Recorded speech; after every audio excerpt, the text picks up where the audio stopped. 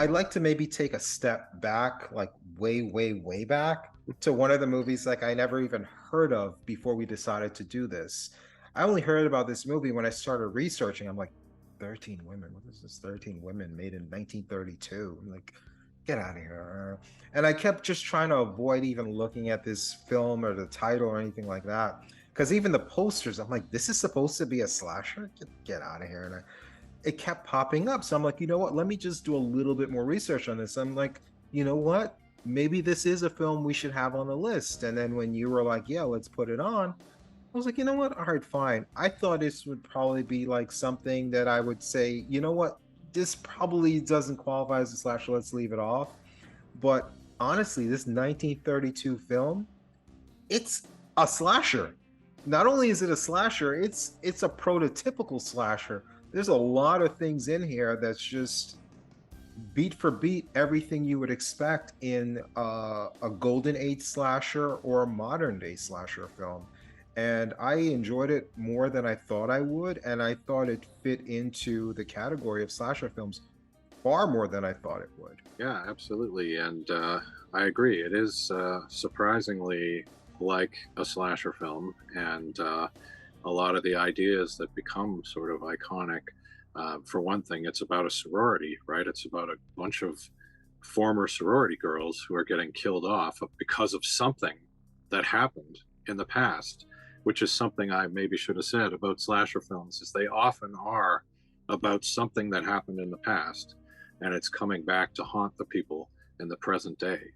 Well, we You couldn't know, say that with Halloween because it didn't really have that as a focal point. So, but yeah, with this one, it definitely did. yeah. So because of some incident that occurred, all these sorority girls are getting bumped off. I suppose where it's different, though, is that it's not really about an edged weapon, as you mentioned before. It's more about supernatural or what might be supernatural The power of killing. persuasion. Yes, exactly. Yeah. So it's a little bit different in that way. It's not overt in terms of butcher knives and axes and stuff like that. But in terms of a body count movie, if we think of it that way, 13 women. The title says it all, right? Yeah, yeah, yeah. Talk That's about very body much, count. yeah, Yeah, it's very yeah. much what slasher films would become about, for sure. So this was based on a book, but if it wasn't, I'd have a lot of problem with this title because there weren't 13 women in the film. And I thought like first thing I thought was like 13 women in one of these 30s films that are like 70 to 80 minutes long. Like, are you gonna kill like a woman a minute or something? Like, how are you gonna get to 13 women? So Yeah, I was surprised that the about by the title, but obviously based on a book has more time to get into all these characters. The movie only focuses on revenge on like a couple of the girls, and then you focus on the main character that's being stalked and stuff like that.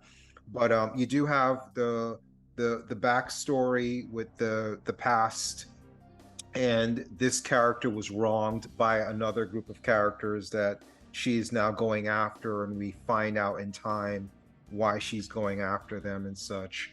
But I thought this movie was so dark.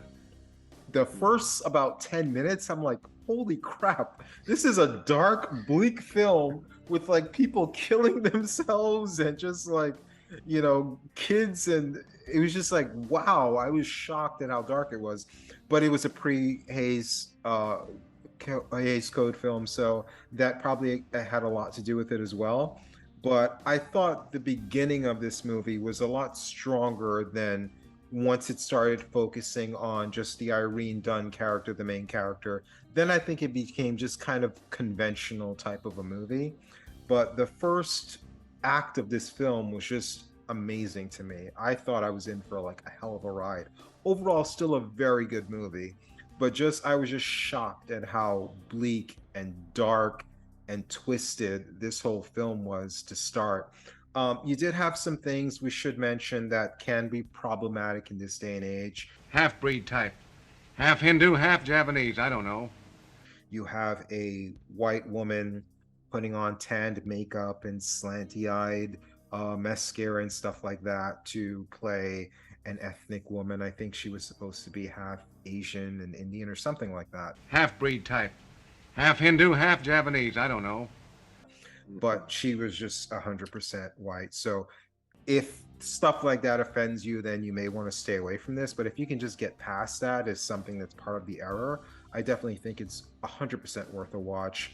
And like you said, with the sorority stuff, the killer being someone from the past attacking a group of people that wronged them, and the tragic backstory, all of that stuff definitely plays into modern day horror films, and modern day slasher films specifically as well. But I think overall, if you can get past that part, definitely worth a watch. It starts off stronger than it ends, but it's still a very short film. So it's not like you're slogging through anything. These were in the days where there was no third act. So once the climax comes, the end comes like a few minutes later. So definitely, I think, worth a watch.